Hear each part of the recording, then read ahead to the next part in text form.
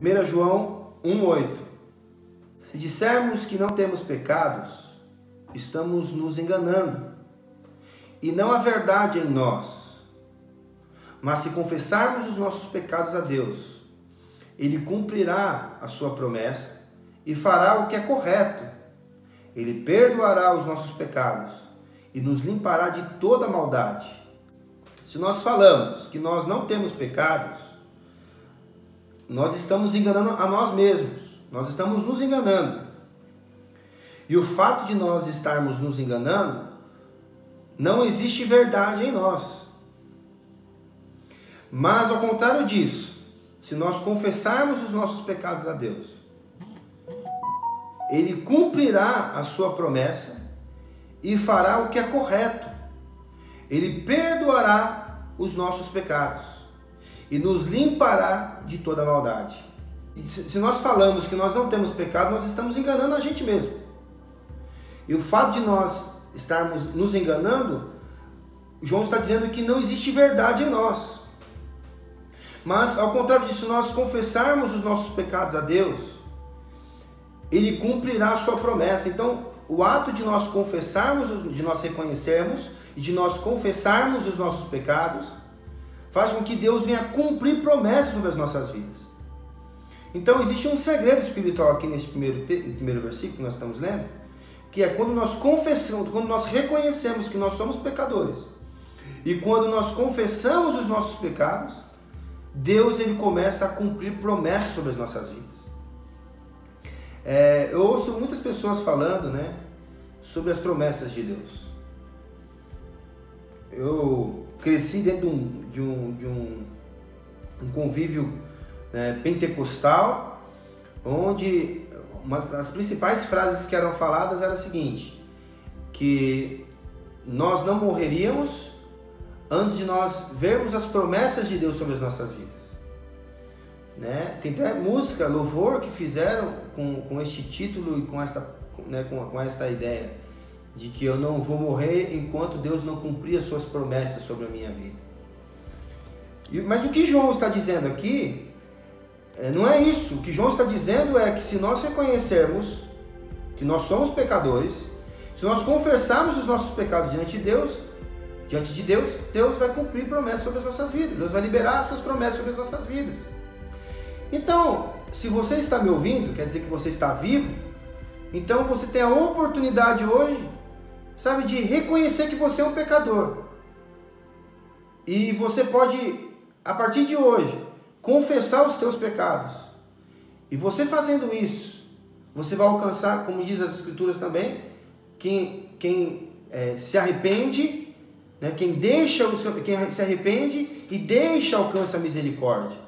Então o Senhor está hoje primeiramente aqui nos ensinando, no primeiro capítulo da Epístola de João, da primeira de João, que nós somos pecadores, nós temos que reconhecer isso. E se nós falamos que nós não temos pecado, nós estamos nos enganando.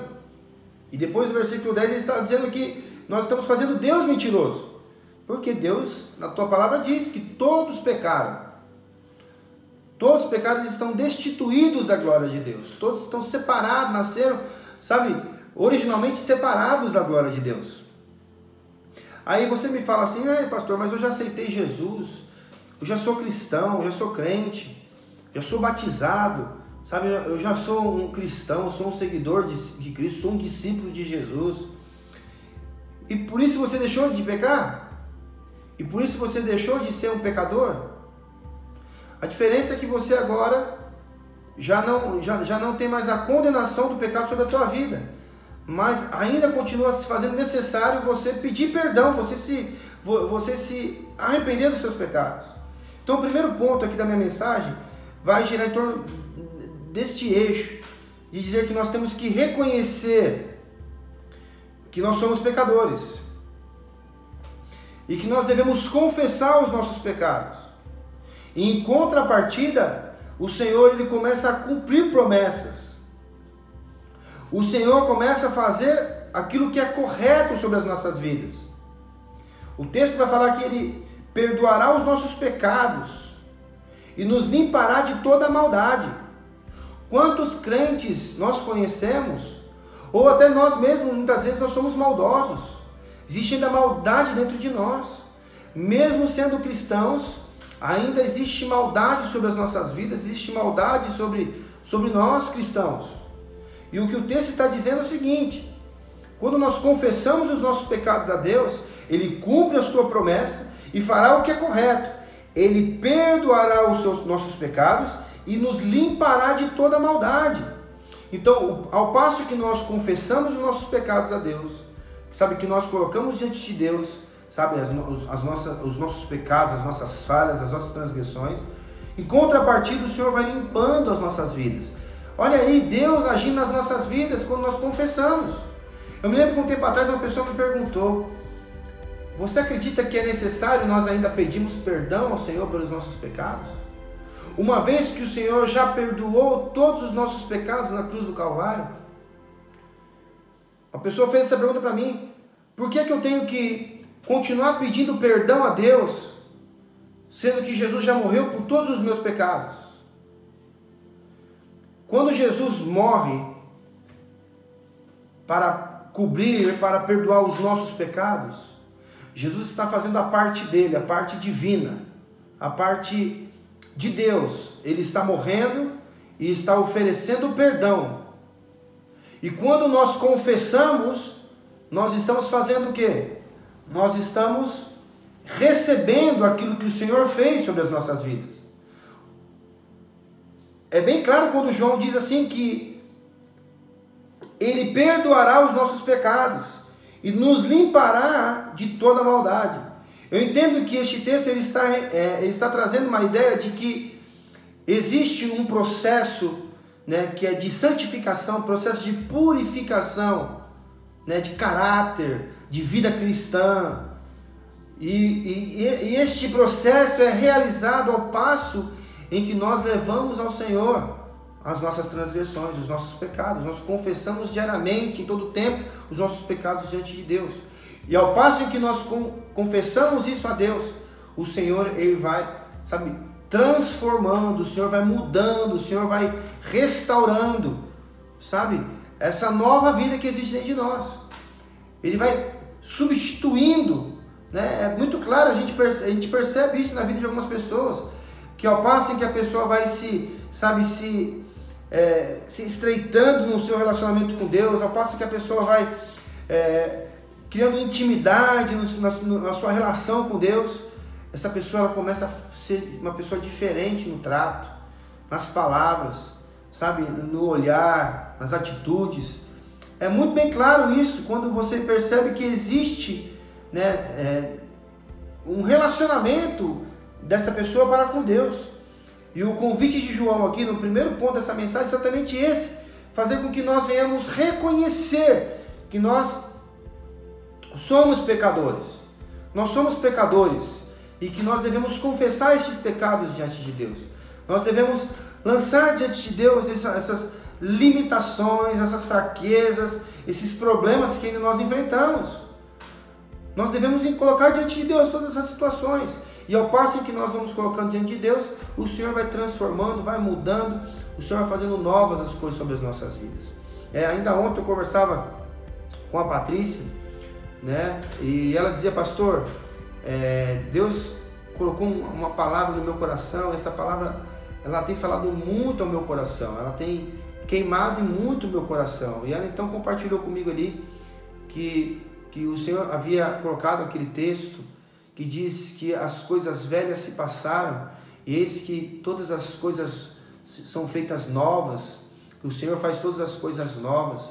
Eu fiquei muito feliz de ouvir essas palavras da Patrícia, né, de saber que Deus ele está ministrando através da sua palavra estes corações, e estes corações já estão sedentos, estão conseguindo ouvir a voz de Deus ao ponto de dizer que o Senhor ele está pronto, o Senhor ele está desejoso para realizar coisas novas, que nós venhamos vivenciar coisas novas nas nossas vidas.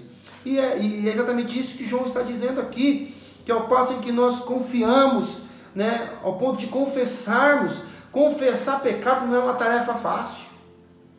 Confessar pecado não é uma coisa que que agrada as pessoas, que nos agrada. Ninguém tem o desejo de confessar pecado. Ninguém aqui se alegra em ter que confessar os seus pecados, de contar as suas fragilidades, contar os seus erros, sabe, de falar acerca das coisas que, do desapontamentos, da transgressão. Porque ao contrário do que muitas pessoas dizem que pecado é o fato de você errar o alvo, eu quero dizer para você que pecado é muito mais do que você errar o alvo. Pecado é você transgredir a lei de Deus. É você ir contra o desejo, você ir contra a vontade, contra os princípios daquilo que Deus tem para mim e para a sua vida. Então, nós percebemos que a narrativa aqui de João é exatamente neste sentido, de que nós devemos confessar os nossos pecados, nós temos que reconhecer que nós somos pecadores. E ao passo em que nós fazemos isso, nós somos atingidos, nós somos alvo da graça, da misericórdia e do poder de Deus. Então, o primeiro ponto da minha mensagem é em torno deste texto de 1 João, capítulo 1, versículo 1. Então, para resumir aqui, este primeiro ponto, eu quero resumir aqui em poucas palavras, dizendo assim, que nós temos que reconhecer nossa condição de pecador. Então, reconhecer a nossa condição de pecador. E nós temos que confessar os nossos pecados ao Senhor. Então, este é o primeiro passo. Se você puder anotar aí, na tua Bíblia, no rascunho, no caderninho aí, que você tem que reconhecer a sua condição de pecador. E que você tem que confessar o teu pecado. Porque Deus não é mentiroso. Tá? E que a palavra de Deus, sim, está em nós. O texto vai falar assim no versículo 10 de 1 João 1, 10. Se dizermos que não temos cometido pecados, fazemos de Deus um mentiroso, e a sua mensagem não está em nós. Então eu quero confessar nesta noite que eu sou um pecador. É isso que você vai dizer aí. Eu quero confessar que eu sou um pecador. E eu quero nesta noite confessar os meus pecados diante de Deus. Então você está indo, aproveita que está na tua casa aí. Este é o melhor lugar para você confessar os seus pecados diante de Deus. Coloca diante de Deus os seus pecados. E fala, Senhor, eu estou aqui diante de Ti. Eu quero confessar, Senhor, quem eu sou. Quem verdadeiramente eu sou. Não que o Senhor já não saiba, Senhor. Mas eu quero confessar, Senhor, com a minha boca.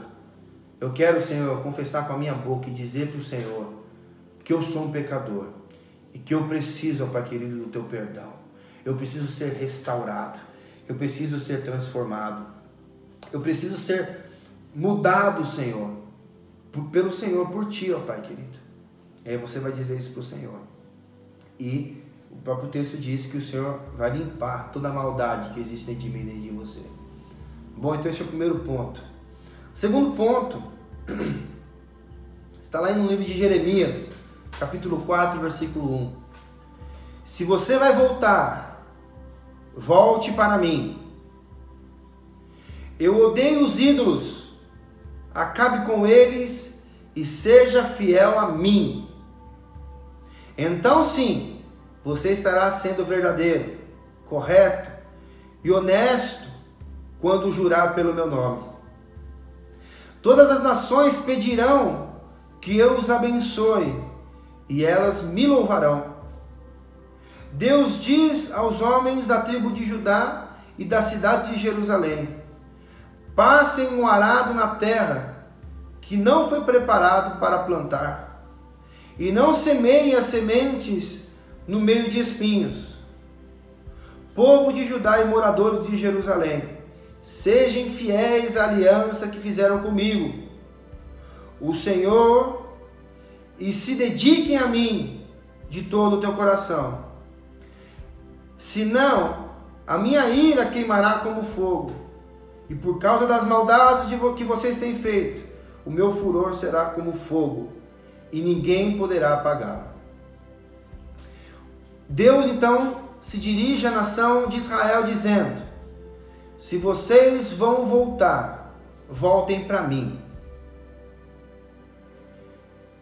O Senhor diz isso ao seu povo nesta noite. Para você que está longe, para você que está afastado, para você que está distante, para você que está totalmente, sabe, com o coração longe das coisas de Deus, longe, sabe, dos desígnios, dos projetos de Deus, o Senhor diz para você: volte para mim hoje. Se você vai voltar, volte para mim hoje. E o Senhor continua dizendo à nação de Israel: eu odeio, eu abomino os ídolos. Tire os ídolos da tua vida. Tire os ídolos. É como se o Senhor estivesse dizendo para nós hoje, aqui nos nossos dias de hoje: tira tudo aquilo que faz você competir, tudo aquilo que compete comigo, tudo aquilo que faz, sabe, competição ao Senhor, tudo aquilo que tem trono dentro da tua vida, tudo aquilo que tem que seja um altar na tua vida, todos os ídolos que muitas vezes nós criamos, nós colocamos diante das nossas vidas. O Senhor diz à nação de Israel e diz a nós nessa noite que Ele odeia a idolatria, que Ele abomina a idolatria, que Ele odeia o ídolo. Eu não sei o que você tem idolatrado hoje. Eu não sei quais são os ídolos que ainda possam ter na tua vida. Existem pessoas que têm o medo como ídolo. Você sabia disso? Muitas pessoas que têm,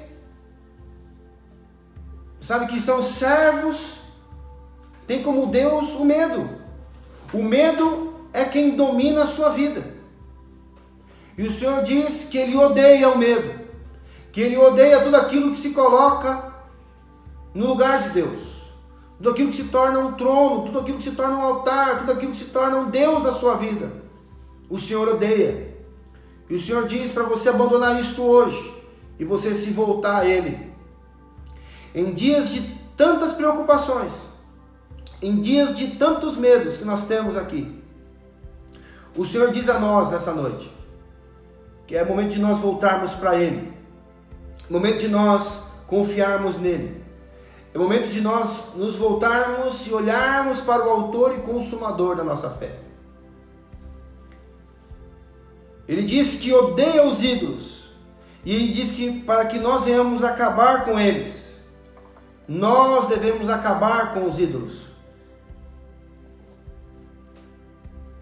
Os ídolos que nós criamos, os ídolos que nós colocamos diante das nossas vidas, das nossas famílias, das nossas casas. O Senhor diz: destrua isso hoje. Eu não sei o que pode ter na tua casa que é um ídolo para você, mas hoje é noite de você destruir isso na tua casa. Eu não sei o que é que você tem que destruir hoje. Para você que é cristão, para você que já é servo de Deus, você que é conhecedor da palavra, talvez o teu ídolo pode ser uma novela, um jornal, sabe, que tem trazido pânico, trazido medo para dentro da tua casa. Eu não sei qual é o ídolo, qual que é, sabe, a coisa que tem dividido o trono dentro da tua vida. Mas é dia de você arrancar isso da tua casa hoje. É momento, chegou o tempo de nós arrancarmos das nossas vidas aquilo que compete com Deus nas nossas vidas. Venha destronar hoje, o Senhor pede para que você venha destronar tudo aquilo que compete com Ele. Nós estamos num momento de crise. Nós estamos prestes a entrar num momento de crise profunda no nosso país e no mundo, onde irá provavelmente faltar dinheiro nas contas, onde as famílias estão tendo prejuízo, os salários estão sendo estreitados, os patrões têm diminuído o salário das pessoas. Chegou na minha casa, se não chegou, vai chegar na tua, meu irmão. Não tem jeito, nós estamos neste mundo. E agora é o momento de nós mostrarmos qual é o Deus que nós servimos. Quem é que manda na nossa vida? Quem é que dirige as nossas emoções? Quem é que dirige o nosso coração? Quem é que dirige o ânimo do nosso lar? Quando nós dizemos que nós amamos a Deus, quando nós dizemos que nós servimos ao Senhor, que nós cremos que Deus, Ele é grande, Ele é poderoso, quando nós dizemos estas coisas, não necessariamente nós estamos vivendo estas coisas. Mas eu quero dizer para você que nós estamos prestes a chegar no momento, a entrar no momento, em que nós temos que mostrar, provar para nós mesmos qual é o Deus que nós servimos. E a mensagem que Deus está dizendo aqui ao povo de Israel, ao povo de Judá, através do profeta Jeremias, é que o povo deveria voltar a Ele, é que o povo deveria destruir, acabar com a idolatria, e que o povo fosse fiel a Ele. Ainda no primeiro versículo do capítulo 4, povo de Israel, se você vai voltar, volte para mim. Eu odeio os ídolos, acabe com eles e seja fiel a mim. O Senhor está dizendo, seja fiel a mim. Se você tem que ser fiel a alguém neste mundo, se você tem que ser fiel a alguém, sabe, na sua vida, seja fiel ao Senhor. Então assim, olha a consequência disso. Então desta forma você está sendo verdadeiro, você está sendo correto, você está sendo honesto. Às vezes as pessoas pensam que honestidade é o simples fato dela não roubar, ou o simples fato dela não mentir, que ela ser correta, ela não dever ninguém. Mas esse texto fala que ser correto, ser honesto, não está relacionado ao simples fato de você não mentir, de você não roubar, também. Mas não é só isso. Mas é se você é fiel ao Senhor ou não. Se você tem sido fiel ao teu Deus ou não. Então ele diz assim no versículo 2. Então sim, você estará sendo verdadeiro, correto e honesto quando jurar pelo meu nome, ou quando fazer menção ao meu nome, quando falar através do meu nome. Ele continua dizendo, todas as nações pedirão que eu os abençoe, e elas me louvarão. Então, Deus está dirigindo aqui um discurso ao povo de Israel, ao povo da cidade de Jerusalém, à tribo de Judá. E Ele está agora também já trazendo aqui, já está profetizando, já está declarando aqui que isso chegaria a todos os povos. Ele está dizendo então que todas as nações pedirão que eu as abençoe, e elas me louvarão. Será que hoje nós podemos dizer que é o dia em que esta nação, em que esta igreja, este povo, está pedindo a bênção do Senhor, está pedindo para que o Senhor venha abençoar? Quantas igrejas, quantos cristãos, quantos povos têm clamado ao Senhor pela sua bênção, pelo seu refrigério, pelo seu auxílio, pela tua intervenção neste momento? Quantas pessoas têm louvado ao Senhor, quantas pessoas têm colocado nas suas casas louvores, entoado cânticos de louvor, adorando ao Senhor através das suas vidas. Então o versículo 3 diz, Deus diz aos homens da tribo de Judá e da cidade de Jerusalém, passem um arado na terra, que não foi preparado para plantar, e não semeiem as sementes no meio de espinhos. O Senhor está dizendo para este povo, para que eles viessem passar o arado na terra que não foi preparada para plantar. Ou seja, existe uma terra, existe um povo, existe corações que ainda não estão preparados, não estão prontos para receber a semente do Senhor, para receber o plantio. Mas agora existe uma ordem do Senhor: passe o arado sobre este lugar. Vai, fale do Senhor, prepare a palavra do Senhor, prepare o caminho do Senhor. É o momento de nós anunciarmos as palavras do Senhor. É o momento de nós falarmos da boa notícia que o mundo precisa ouvir. O mundo está em crise, o mundo está perguntando, o mundo está com uma interrogação gigante diante das suas vidas. O que será de nós neste momento? O que eu vou fazer agora da minha vida? O que eu vou fazer agora? Sendo que eu estou desempregado, o que eu vou fazer agora? Porque eu estou em crise na minha casa, o país, a empresa, os meus negócios, o que eu vou fazer? Agora chegou o momento de nós darmos a boa notícia. Agora é o momento de nós tirarmos esses espinhos. É o momento de nós tirarmos. Quais são esses espinhos, igreja? Quais são esses espinhos? Os espinhos é tudo aquilo que sufoca a semente. O espinho é tudo aquilo que impede da semente frutificar, crescer, desenvolver. O que é que impede de uma pessoa, o que impede uma pessoa de ouvir a palavra de Deus, de receber a palavra de Deus? O que é que impede uma pessoa de aceitar e compreender a boa notícia que Deus tem para ela, a nova vida que Deus tem para ela? O que é que impede? É incredulidade. Às vezes é o mau testemunho. Às vezes são as dúvidas. Às vezes são os medos. Às vezes, é o medo de perder. É o medo de morrer. Às vezes tantas coisas podem ser que são consideradas espinhos que sufocam estas sementes. E é o momento de nós retirarmos esses espinhos. É o momento de nós extrairmos esses espinhos. Orarmos ao Senhor para que o Senhor venha fazer essa limpeza. Eu me lembro daquela passagem de que o semeador saiu a semear. E parte da semente caiu no meio dos espinhos. E os espinhos então sufocaram as sementes. E aquelas sementes não conseguiram frutificar. Aquelas sementes não conseguiram dar o fruto que era para dar por causa dos espinhos.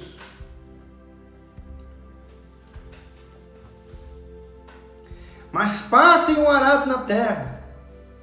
Passe, é o momento de nós passarmos o arado na terra. Cuide dessa terra. Cuide desta pessoa. Interceda por esta pessoa. Ore por esta pessoa. Fale de Jesus para essa pessoa. E não semeie semente no meio de espinhos. A nossa semente deve ser depositada em lugares prontos. Nós temos que, preparar este lugar. Nós temos que orar para que o Espírito Santo de Deus venha preparar estes corações.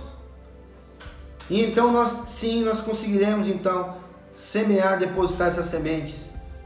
Ele continua dizendo aqui no verso 4: povo de Judá e moradores de Jerusalém, sejam fiéis à aliança que fizeram comigo. Existe uma aliança que o povo fez com Deus. Existe uma aliança que você fez com Deus.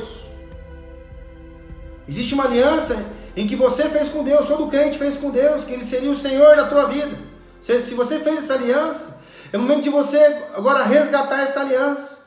E Senhor, um dia eu chamei o Senhor para ser Deus da minha vida, para o Senhor ser o Senhor da minha vida, e não simplesmente para ser, o meu Salvador, e não simplesmente para ser, aquela pessoa que me tira do sufoco, mas o Senhor, eu chamei o Senhor para ser o Senhor da minha vida, o Deus da minha vida. E Ele vai dizer o seguinte: e se dediquem a mim de todo o coração. Existe uma dedicação. Existe aqui um ato em que nós iremos, nos lançar diante de Deus. Nós iremos nos colocar os nossos corações, as nossas mãos, a nossa mente, o nosso coração, a nossa vida diante de Deus. Nós iremos nos lançar de corpo e alma diante do Senhor. Porque, caso contrário, nós iremos nos deparar com a ira de Deus. É o que o texto está dizendo aqui. Senão a minha ira queimará como fogo. E por causa das maldades de vocês, que vocês têm feito, o meu furor será como fogo, e ninguém poderá apagá-lo. Eu enxergo aqui uma mensagem para aqueles que ainda não conheceram a Jesus.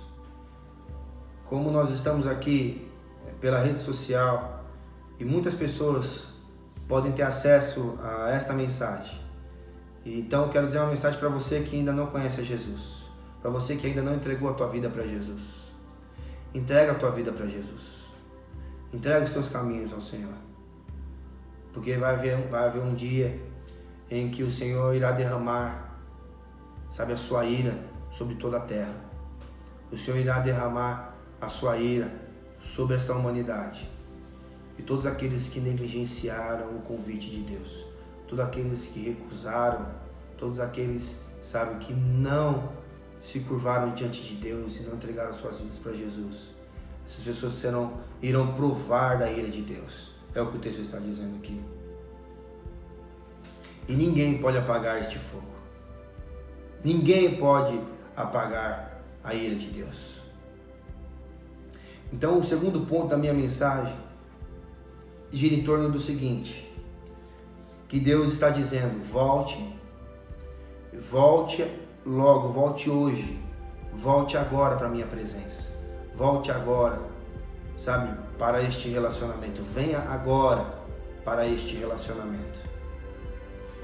Eu odeio a idolatria, eu odeio ídolos, então destrua todo o ídolo, toda a idolatria. Eu poderia ficar aqui 2 horas falando só sobre idolatria, só sobre coisas que nós colocamos diante das nossas vidas. Essas coisas se tornam mais importantes, mais relevantes do que a própria palavra de Deus, do que o próprio Deus. E o Senhor então pede para que você venha tirar estas coisas sobre a tua vida. Então, primeiro ponto, nós ouvimos que nós temos que reconhecer a nossa condição como pecador e confessarmos os nossos pecados ao Senhor. Segundo ponto, que existe um caminho de retorno em direção ao Senhor. E nós devemos nos retornar, nós devemos ir em direção ao Senhor. E existe promessas do Senhor sobre as nossas vidas. Então existe um caminho, um retorno em direção ao Senhor. E o Senhor fala, vem na minha direção, venha para mim, venha em minha direção. O Senhor te chama para que você vá em direção a Ele nesta noite. E você, como é que você vai na direção do Senhor? Comece tirando os ídolos da tua vida. Comece destronando a idolatria da tua vida. Comece a destronar aquilo que é mais importante do que Deus na sua vida. Tira! Gente, nós estamos tendo uma oportunidade ímpar. Uma oportunidade maravilhosa. Se existe alguma coisa boa em tudo isso que nós temos vivido esses dias na crise, é que nós temos visto que existiam muitas prioridades invertidas nas nossas vidas. Aquelas pessoas que gastavam dinheiro com besteira, com porcaria, elas estão agora pensando 2 vezes antes de gastar dinheiro. As pessoas que não tinham prazer de estar com as suas famílias, agora estão sendo obrigadas a estar dentro das suas casas, e talvez você vai perceber durante esses dias a importância que deve se dar o fato de você estar perto da tua esposa, perto do teu marido, perto dos teus filhos, junto com eles, para você observar a conduta, observar os atos. Repara na tua casa, repara nos teus filhos, olhe para eles, porque às vezes outros ídolos estavam diante dos seus olhos, e aquilo rouba toda a importância da vida, rouba todas as coisas importantes da vida, rouba a atenção, rouba o deslumbre, rouba a importância, rouba, sabe, o significado dessas coisas, o significado da família. Eu tenho certeza que Deus está usando estas coisas. Percebe o que eu estou dizendo? Que Deus está usando deste momento, sabe, para poder trabalhar dentro das famílias. Famílias que estavam, sabe, totalmente dispersas. Com essa crise, com essa situação agora, o que aconteceu? Todo mundo se juntou. Sabe? As pessoas que não valorizavam a igreja estão com saudade da igreja. Estão com saudade, sabe, de dar um abraço. A pessoa que não gostava de abraçar, agora está sentindo saudade, sentindo falta de dar abraço. Entende? Então, no meio dessa crise toda, o que a gente está vendo? O que a gente está conseguindo enxergar com isso? Que existem muitas coisas que estavam, sabe, invertidas, muitos valores que estavam totalmente descompensados. Nós estávamos dando valor para coisas, sabe, usando pessoas, quando nós devíamos dar valor às pessoas e usar as coisas. Entende? Então, várias coisas o Senhor vai começar a ministrar ao teu coração. É você que vai colocar diante do teu pensamento, diante da tua vida agora aí, sabe, o que é que você tem que colocar no lugar? Coloque as coisas, as prioridades suas no lugar, coloque as coisas em seus devidos lugares. E lógico, coloca Deus sobre o lugar que Ele tem que estar. Deus, existe um lugar onde Deus está, existe um lugar onde é o lugar de Deus. E neste lugar não pode ter nada, não pode ter ninguém ao lado de Deus. Não é Deus, é a Virgem Maria, não é Deus. Esse lugar é dele. Não tem mais ninguém do lado dele, entende isso? Não pode ter ninguém, não pode ter Deus e o seu filho do lado, não, é Deus e ninguém do lado. Então Deus, ele tem que ocupar o primeiro lugar. A primeira parte sempre é de Deus. O primeiro lugar sempre é de Deus. Amém? Então, começa a estabelecer princípios. Começa a estabelecer hoje na tua vida, na tua casa, no teu relacionamento, princípios. Ok? terceiro ponto está em Mateus capítulo 3, versículo 8.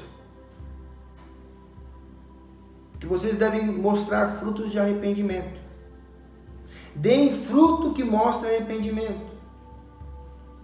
Que este caminho de retorno, este caminho de que se você for voltar, volte para Deus, volte para Cristo, volte para a cruz, é um caminho que tem que ter, sabe, que deve ser evidenciado através de uma vida arrependida.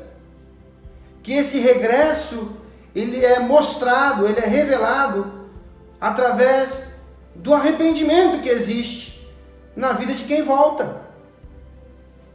E uma coisa que, sabe, que traz muita inquietação muitas vezes, sabe, para o coração de um líder, para o coração de um pastor, é quantas pessoas se afastam da igreja, se afastam, sabe, da comunhão da igreja, dos irmãos, estão longe, e essas pessoas têm vivido as suas vidas de qualquer jeito, e acham que está tudo bem.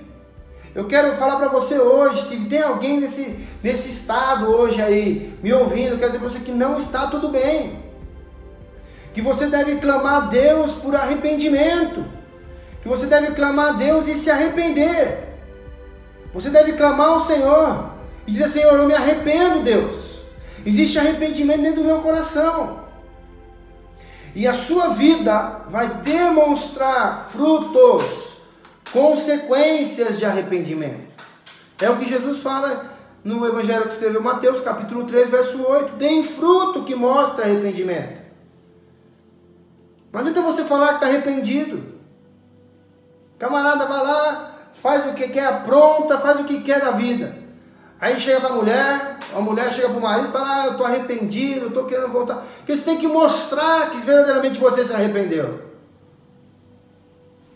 Palavras não resolvem nada. Palavras não querem dizer nada. Mas através das suas atitudes você tem que mostrar que você está arrependido. Diante de Deus, você tem que colocar diante de Deus um coração arrependido. E se você disser ao Senhor que você não tem pecado, você está me enganando a você mesmo. E você está dizendo que Deus é mentiroso. Então todos nós temos motivos, sim. Nós temos casos de sobra para nos arrependermos. E nós temos que evidenciar, nós temos que demonstrar, nós temos que exemplificar gestos, atitudes, ações de arrependimento. Esta é a ordem de Jesus. Deem fruto que mostre o arrependimento. Mostre que você verdadeiramente se arrependeu. Então este aqui é o terceiro ponto desta mensagem.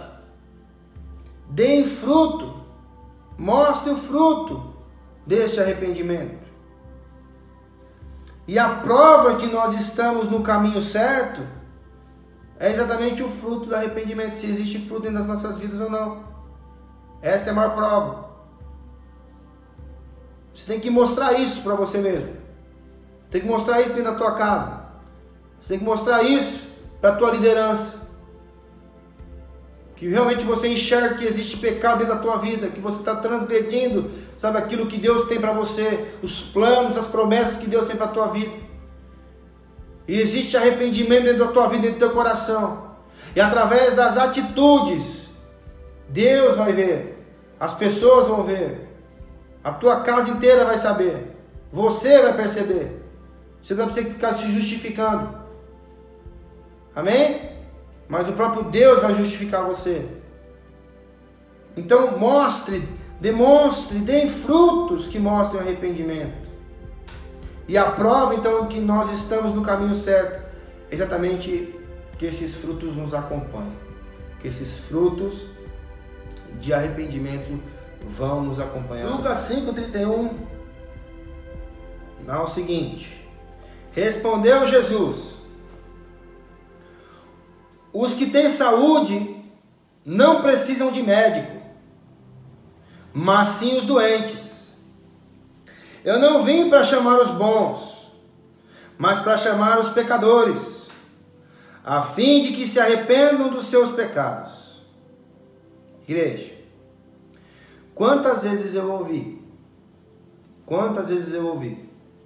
pessoas dizendo assim: sabe por que eu preciso de Jesus? Cara, eu não roubo, eu não faço mal para ninguém, eu sou honesto, eu sou trabalhador. Por que eu preciso de Jesus? Por que eu preciso confessar o meu pecado? Que pecado que eu tenho? Eu sou uma pessoa tão boa. Isso não é o que a Bíblia diz. A Bíblia fala que você é um pecador. A Bíblia fala que você precisa de Jesus.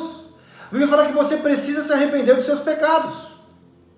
E a Bíblia fala que Jesus, ele veio para os pecadores, para os doentes, e não para os bons. Se você se acha que é bom, então Jesus não veio para você. Você pode abrir lá as leis e vai lá, cumpra as leis, irmão. Se você é uma pessoa tão boa, vai lá, viva diante da lei, sabe? Cumpra as leis e fala: não preciso de Jesus. E você já percebeu quão miserável você é. Que honestidade, falar a verdade, trabalhar, isso não faz mais do que a nossa obrigação. Você trabalhar, se você é trabalhador, ser honesto, não roubar, não matar ninguém, isso aí não faz mais que sua obrigação. Mas Deus, quando Ele olha para você, Ele enxerga para você um trapo de imundície. Deus, Ele olha para mim, Ele enxergava um trapo de imundície. Hoje não mais, porque hoje Ele enxerga o sangue do Cordeiro que está sobre a minha vida. E se você já entregou a tua vida para Jesus, se você já se declarou um pecador, uma pessoa que precisa de Jesus, Deus também te enxerga através do sangue do seu Filho. O Senhor te enxerga limpo através do sangue do seu Filho. Mas se você ainda não entregou a tua vida para Jesus, eu quero dizer para você, você precisa confessar o nome de Jesus. Porque senão você vai para o inferno. Porque senão você vai passar a eternidade inteira em sofrimento. Entende isso? Mas existe uma boa notícia. Pastor, você está falando de inferno, o inferno está na Bíblia. Tá? Na Bíblia, não tem que falar a Bíblia inteira. Se você não quer ir para o inferno, meu irmão, se você não quer isso para a tua vida, se você não quer isso para o teu amigo, para a tua família, chegou o momento de nós falarmos de vida, chegou o momento de nós falarmos de ressurreição, chegou o momento de nós falarmos para esse povo que tem vida, tem chance, existe uma oportunidade, e Jesus veio para todas as pessoas que se declaram pecadoras. Jesus não veio para aqueles que se acham bons, Jesus não veio para aqueles que se acham perfeitos. Existem muitos líderes que se acham perfeitos. Eu quero dizer para esses líderes também que Jesus não veio para vocês, mas Jesus veio para aqueles que entendem que necessitam de ajuda, necessitam de socorro. E se você, como eu, quer dizer isso para o Senhor, como eu disse um dia para o Senhor: eu preciso do Senhor, eu preciso de cura, eu preciso de salvação, eu preciso de ajuda. Então, eu leio agora o Evangelho de Lucas, capítulo 5, versículo 31, Jesus respondendo: os que têm saúde não precisam de médico, não é? Aquele que está bem, com a saúde, tá tudo zerado, não precisa de médico, não precisa de médico. Pode trabalhar, pode ir para a rua, pode trabalhar lá, vai lá trabalhar, você não precisa de médico. Mas os doentes precisam de médico. Então, agora deixa eu fazer um paralelo aqui, gente, saindo um pouquinho do texto aqui. Tem um monte de gente que está saudável aí e está tremendo de medo, sabe, está temendo um monte de coisa. E querido, você está com saúde, você não tem que temer nada. Fique em paz, você não precisa ir no médico. O médico é para quem está doente, tá bom? Fica a dica aí para você, em nome de Jesus. O remédio aqui é para quem está precisando do remédio. Tá bom? Agora voltando para o texto aqui. Os que têm saúde não precisam de médico, mas sim os doentes. E ele fala: eu não vim para chamar aqueles que acham que são bons. Jesus fala: eu não vim para chamar aquelas pessoas que se acham, os que acham que são bons. Eu não vim para estes, mas eu vim para chamar os pecadores. Existem igrejas que estão mandando as pessoas embora por causa dos seus pecados. E Jesus está chamando essas pessoas para a sua presença. A mensagem dessa noite vai um pouco em contramão com o que muitas igrejas estão pregando. Jesus está dizendo: vem a mim como você está. Você vai vir como você está. Com os seus defeitos, com os seus pecados, com as suas feridas, com as suas doenças. Vem como você está. Você que está enfermo, você que está doente, você que está, cansado, você que está oprimido, você que está sobrecarregado, vem. Existe uma palavra de descanso sobre a tua vida. Existe uma palavra de alívio sobre a tua vida. Vinde a mim todos aqueles que estão cansados e oprimidos, que eu vos aliviarei. Este é o chamado do Senhor. Vai, meu irmão. Chame as pessoas para a presença do Senhor. Ou você mesmo que está me ouvindo aí. Deus está chamando você para você voltar, para você vir até a presença dEle. Eu não estou perguntando quantos pecados você tem, quantas coisas você tem, na sua conta negativa. O Senhor está te chamando do jeito que você está. Mas o Senhor vai transformar a sua vida. Eu creio que o Senhor chama você no jeito que você está, mas você não irá permanecer no jeito que você está, porque o Senhor, Ele mesmo vai se encarregar de transformar a sua vida, de mudar as suas coisas, de mudar, essas coisas que têm, destruído a tua vida. E o texto fala que Ele não vem para chamar os bons, mas para chamar os pecadores. E a finalidade que Ele chama os pecadores. Isso é muito interessante nós também falarmos aqui. Porque a igreja não é um reduto de pecador. A igreja não é um lugar, uma concentração de pessoas pecadoras. Mas é um reduto de pecadores que estão em busca do arrependimento. Ele vai falar aqui, os que têm saúde não precisam de médico, mas sim os doentes. Eu não vim para chamar os bons, mas para chamar os pecadores, a fim de que se arrependam dos seus pecados. Então, o Senhor chama você, pecador, você, pecadora, para a presença dEle. Ele te aceita e te recebe, a igreja do Senhor te aceita, te recebe de braços abertos. Mas tem uma finalidade que o Senhor te chama, para que você venha se arrepender, para que você venha colocar diante, a gente volta para o primeiro tema de novo, para o primeiro ponto, que o Senhor nos chama, mas o Senhor nos chama para que nós venhamos destronar os ídolos, para que nós venhamos reconhecer, o primeiro ponto, nós venhamos reconhecer que nós somos pecadores. Você vai chegar então diante de Deus e vai dizer: Senhor, eu sou um pecador e estou diante da tua presença. Senhor, os meus pecados são esses, Senhor. Os meus vícios são esses, Senhor. Essas são as minhas questões, ó Deus, que só eu e o Senhor sabe. Está aqui, Senhor, diante de Ti. E você lança tudo diante do Senhor.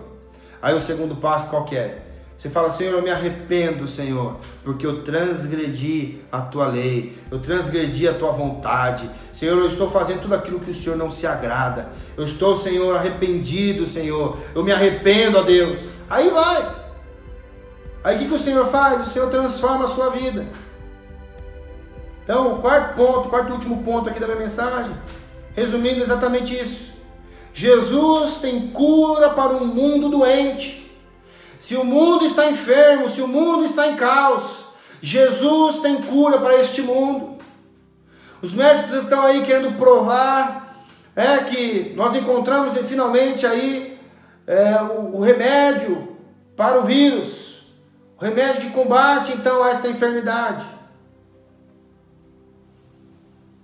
E ainda a OMS ainda não certificou, falou que nós precisamos de mais tempo para poder estudar melhor. Enfim, estão brigando para ver qual que é o antídoto, qual que é o remédio, qual que é a cura. Eu vim aqui dizer para você hoje, em nome de Jesus, que Jesus é a cura para qualquer doença. Jesus é a cura para qualquer enfermidade. Jesus, Ele é a solução das questões que você e eu, nós não conseguimos responder. Jesus é a resposta para qualquer que seja a pergunta que nós venhamos ter. A palavra de Deus, ela responde todas as inquietações dos nossos corações. E o enredo aqui, o título do meu sermão é exatamente este: volte para Deus. Se volte para Deus. É uma palavra em duplo sentido. Para aquele que está longe da casa do Pai, para aquele que já conhece a Deus, aquele que está distante, aquele que está afastado. Essa palavra diz para você: retorne à casa, volte para casa, volte para a comunhão, volte para a congregação, volte para o lado dos irmãos, volte. E para aquele que não conhece a Deus, volte-se a Deus. Se coloque, se quebrante diante de Deus, reconheça a Deus hoje como o Senhor da tua vida, como o Senhor e Salvador da tua vida, como aquele que pode mudar a tua mente, o teu coração, as tuas ansiedades, as tuas preocupações, em nome de Jesus. Que você entregue nesta noite tudo nas mãos do Senhor, que você entregue a tua vida, que você entregue os teus caminhos, que você entregue aquilo que tem trazido preocupação para você hoje nas mãos do Senhor. Que você possa colocar diante de Deus hoje, em nome de Jesus, tudo aquilo que possa estar trazendo tristeza, tudo aquilo que possa estar trazendo, confusão, tudo aquilo que possa estar trazendo para você, ansiedade, que você possa, em nome de Jesus, entregar diante do Senhor estas coisas, e que você possa falar para o Senhor: Senhor Deus, eu quero voltar, Senhor. Eu quero voltar, Senhor, aonde eu parei. Eu quero voltar, Senhor, do lugar que eu nunca devia ter saído. Eu quero retomar, Senhor, o meu relacionamento com o Senhor. Porque eu sei, ó Pai querido, que o Senhor nunca se afastou de mim. Porque eu sei, Senhor, que o Senhor nunca deixou de ser o meu Deus. Eu sei, Senhor, que o Senhor nunca deixou de ser Deus na minha vida. Pelo contrário, Senhor, mesmo eu estando tão longe, o Senhor esteve tão perto. Porque tem disso. Muitas vezes nós estamos tão longe, mas Deus está tão perto. Sabia disso? O Senhor está perto de você. O Senhor está a um passo de você. Por mais longe que você esteja se sentindo de Deus, o Senhor está a um passo de você. Entrega diante do Senhor hoje os teus caminhos. Entrega diante do Senhor hoje, os desígnios do teu coração. Tanta preocupação existe no teu coração, né? Tanta preocupação existe no teu coração hoje. Não é momento de nós nos preocuparmos, é momento de nós confiarmos, é momento de nós nos levantarmos e nós irmos em direção ao Senhor. Será que você consegue enxergar um cenário?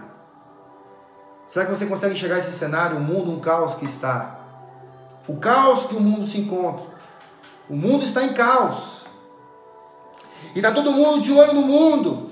Está todo mundo de olho no caos. Está todo mundo olhando para o buraco. Todo mundo olhando para a crise. Todo mundo olhando para o que será, o que vai acontecer. E agora o que vai acontecer? E o Senhor está dizendo: volte os teus olhos para mim. Volte os teus olhos para o autor e consumador da sua fé. Volte os teus olhos para o Criador dos céus e da terra. Volte a tua vida, volte a tua fé, volte a crer, volte a orar, volte a buscar ao Senhor, volte a falar de Jesus, volte a pensar, nas coisas de Deus, e você vai perceber que a crise está em segundo plano, porque o reino de Deus está estabelecido sobre a tua vida. Quando nós estamos olhando para o mundo, nós estamos fazendo do mundo um Deus nas nossas vidas. E a palavra de Deus disse hoje o que é para nós? Nós devemos destruir estes ídolos. Então destrua hoje em nome de Jesus tudo aquilo que que destrona Deus do trono da tua vida. Tudo aquilo que tira Deus do trono e se coloca no lugar de Deus. Tire essas coisas, esses altares da tua vida hoje e coloca Deus para reinar na tua vida. Coloca Deus para reinar na tua vida, na tua existência, na tua casa, nos teus planos, nos teus sonhos. Para de ouvir as más notícias. Busque a Deus. Ouça os conselhos do Senhor. Desliga um pouco a televisão. Desliga um pouco a má notícia e abra a palavra de Deus. Se abra para as Escrituras.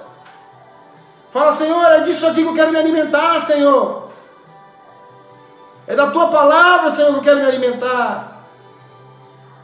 É da tua palavra, Senhor, que eu quero me encher. É da tua palavra, Senhor, que eu quero estar cheio. E não de desinformação. E não de tanta má notícia. Amém? E para você que ainda não entregou a tua vida para Jesus, para você que ainda não teve ou perdeu algumas oportunidades de entregar a tua vida para Jesus, eu quero dizer para você que o Senhor coloca diante de você uma porta hoje. O Senhor coloca diante de você uma porta aberta. E se você entrar por esta porta, você estará em segurança. Você estará seguro. Você estará salvo. Porque a porta está aberta diante de ti. Então o meu convite para você hoje é: você que ainda não entregou a sua vida para Jesus, entre por esta porta, porque a porta está aberta. As Escrituras diz, a palavra de Deus diz que, o próprio Jesus diz: eis que eu coloco diante de ti uma porta aberta. Eu abro uma porta diante de ti. E a porta que Deus abre, ninguém fecha. A porta que Deus abre, ninguém fecha. Será que você pode pensar nisso? Vamos abrir a Bíblia aqui, Apocalipse capítulo 3. Vamos ver aqui o que fala aqui, Apocalipse 3.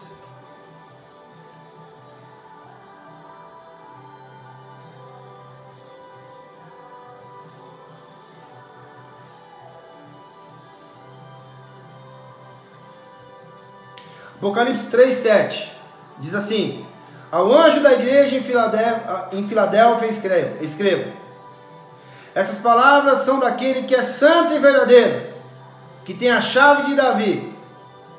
O que ele abre, ninguém pode fechar. E o que ele fecha, ninguém pode abrir. Conheça as suas obras. Olha o Senhor falando aqui para a igreja dele. Conheça as suas obras, versículo 8. Eis que coloquei diante de você uma porta aberta que ninguém pode fechar. O Senhor colocou uma porta diante de você que ninguém pode fechar. Sei que você tem pouca força, mas guardou a minha palavra e não negou o meu nome. Vejam o que eu farei com aqueles que são sinagoga de Satanás e que se dizem judeus e não são, mas são mentirosos. Farei que se prostrem aos meus pés e reconheça que eu os amei vocês. Visto que vocês guardou a minha palavra de exortação e perseverança, eu também guardarei da hora da provação que está por vir sobre todo o mundo, para pôr à prova os que habitam na terra. Venham em breve, retenha o que você tem, para que ninguém tome a sua coroa.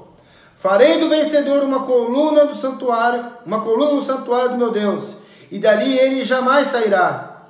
Escreverei nele o nome do meu Deus e o nome da cidade do meu Deus, a Nova Jerusalém, que desce do céu da parte de Deus, e também escreverei o nome dele, o meu nome, e também escreverei nele o meu novo nome.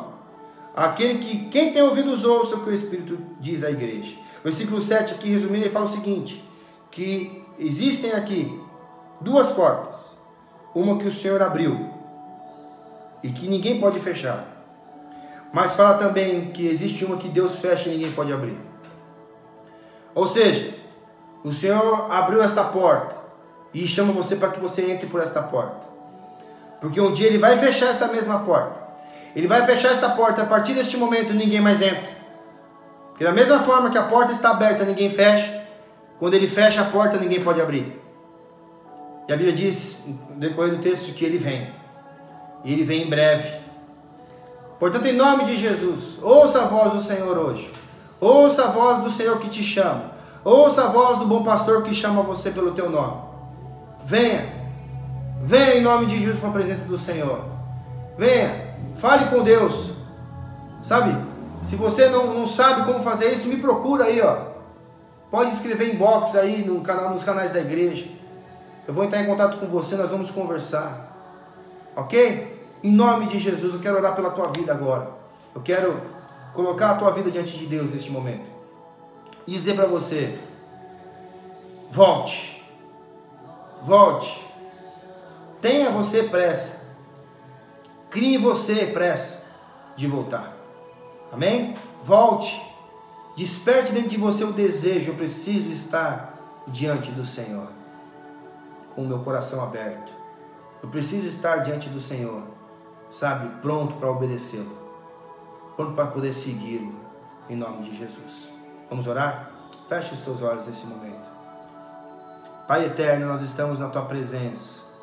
Nós queremos te agradecer, Senhor, pela rica oportunidade que o Senhor tem nos dado de ouvirmos a tua palavra. Nós ouvimos os teus conselhos hoje, Senhor. Nós ouvimos, ó Pai querido, os conselhos que o Senhor nos deixou. Nós queremos, Senhor, neste momento, colocar diante de Ti, Senhor, que nós ouvimos a Tua voz, e nós reconhecemos que nós somos pecadores, e nós confessamos todos os nossos pecados diante de Ti, Senhor. Nós reconhecemos também, Senhor, que existe um caminho de retorno em Sua direção, ó Deus. Existe um caminho, ó Pai querido, e Jesus se coloca como o próprio caminho, como a verdade e a vida que nos leva a Deus. E nós queremos, ó Pai querido, seguir por este caminho. Nós queremos, ó Pai, derrubar, destruir, destronar todos os ídolos, ó Pai, e nos curvarmos somente diante de Ti, Senhor, e nos colocarmos diante de Ti, em nome de Jesus. Nós queremos, ó Pai querido, como prova de tudo isso, ó Pai querido, demonstrar arrependimento. E frutos, ó Pai, deste arrependimento irão aparecer nas nossas vidas, ó Pai querido, em nome de Jesus.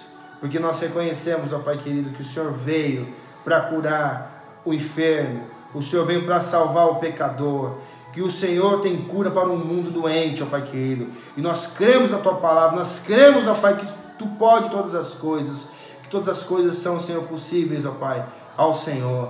Nós cremos, ó Pai querido, nós agradecemos o Teu santo nome, Pai amado, em nome de Jesus. Muito obrigado, Deus, pela Tua palavra. Muito obrigado, Senhor, pelas, Senhor, as orientações que o Senhor tem nos dado, Senhor. Guarda o Teu povo, guarda, Senhor, a Tua igreja, Senhor. Coloque paz, Senhor, sobre a vida do Teu povo, Senhor. Coloque, Senhor, paz, ó Pai querido, sobre estes lares, ó Pai amado, em nome de Jesus.